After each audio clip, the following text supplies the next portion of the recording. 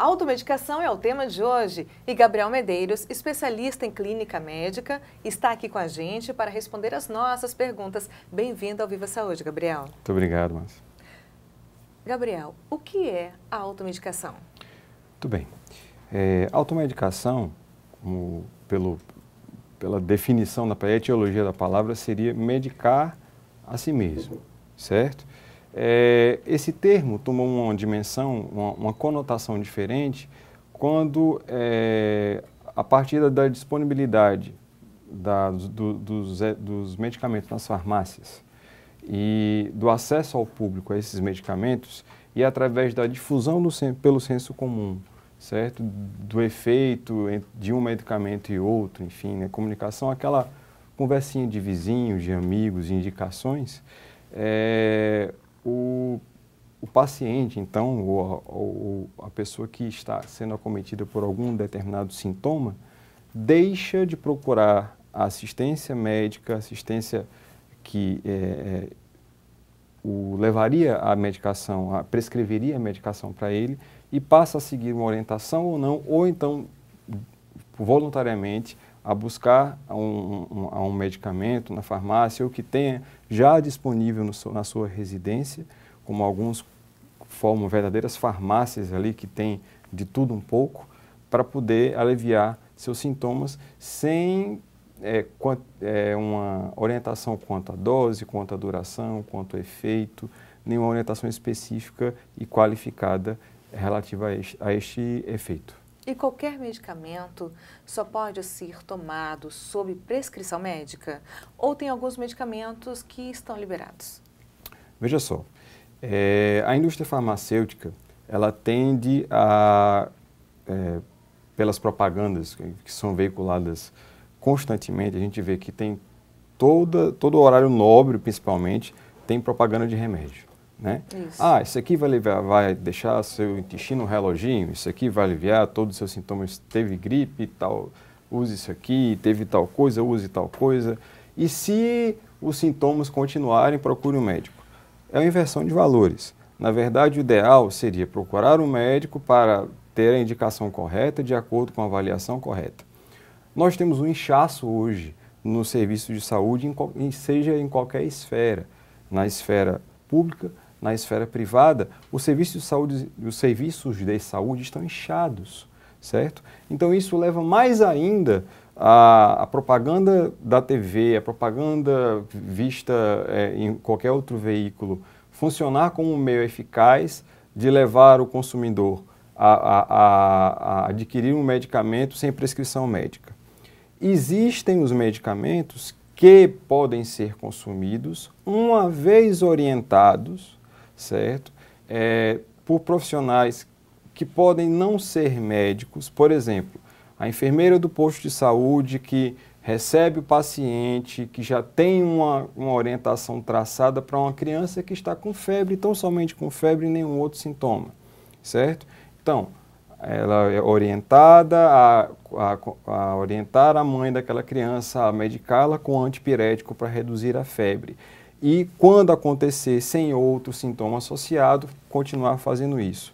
Então, isso a gente chama de automedicação consciente, certo?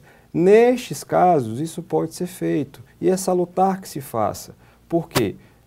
Evita, primeiro, o fenômeno de o paciente, a mãe da criança ou o próprio paciente se deslocar para o serviço de saúde, não conseguir ser atendido e acabar não se medicando e piorando do seu mal, certo? Sofrendo um sintoma que pode trazer consequências. Em crianças, por exemplo, uma temperatura acima de 39 graus pode levar à convulsão. Outra, por esta mesma causa, se tornar descrente da estrutura dos serviços de saúde e começar a receitar-se em balcões de farmácia, certo? Isso é realmente muito pernicioso, porque o balconista de farmácia, ele não estudou para saber o que está por trás daquele medicamento. Ele pode até ter lido uma bulazinha, Ele pode ter ouvido de tanto trabalhar, de estar tanto tempo ali na labuta, para quais são as indicações mais corriqueiras daquele medicamento. Mas ele não sabe as propriedades que aquele medicamento tem em termos de farmacocinética, farmacodinâmica, enfim, e do que pode acarretar para o indivíduo. Então, nunca se deve perguntar ao balconista da farmácia sobre que tipo de medicamento tomar em caso de algum tipo de reação, de algum tipo de problema de saúde, seja ele qual for. Essa é uma prerrogativa que não cabe ao balconista de farmácia, que não cabe nem sequer ao farmacêutico, que hoje é obrigatório a presença de um farmacêutico em todas as farmácias. Nem a ele essa prerrogativa cabe. A prescrição médica é ato médico, certo? A prescrição médica é facultada ao médico ou então facultada a alguém sob uma orientação prévia de algum protocolo médico, certo? Então, não cabe ao balconista de farmácia essa prerrogativa, tá? Então, o alerta para a população de que buscar consulta em balcão de farmácia é algo que pode trazer mais malefícios do que benefícios, é um alerta comprovado por estudos, cientificamente comprovado, e um alerta da Organização Mundial da Saúde. Não só um alerta meu ou da classe médica restrita ao nosso estado. E quais os medicamentos mais utilizados pela população na automedicação? Bem, o que a gente tem de dados concretos, existem quatro grandes grupos de medicamentos que são utilizados com maior frequência. São os analgésicos, porque a dor é o elemento que mais leva o indivíduo a automedicar-se.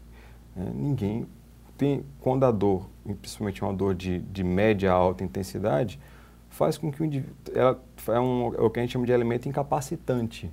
O indivíduo não consegue pensar, não consegue fazer suas atividades. Ele precisa de algo para que aquela dor melhore, para que ele consiga pensar, agir, retomar suas atividades, até mesmo chegar em casa, muitas vezes, está num trânsito pesado, tem uma dor de cabeça severíssima, e para na farmácia, pede qualquer coisa e toma para poder chegar em casa. Então, eu tenho que fazer isso aqui, eu não posso deixar de trabalhar e eu tenho que melhorar essa dor, estou com uma dor lombar, vou passar a usar um analgésico com ação, segundo grande grupo, anti-inflamatória. Então, analgésicos e anti-inflamatórios encabeçam a lista, certo? Seguem-se os antipiréticos, que são os medicamentos utilizados para diminuir a febre, a temperatura corpórea, certo? Então, analgésicos, anti-inflamatórios, antipiréticos e os antialérgicos. Porque grande parte da população brasileira tem alergia a alguma coisa. E a grande maioria da população brasileira é alérgico a algum tipo de substância, seja ela de ingestão, de contato, enfim. A alergia não tem idade, como se achava anteriormente.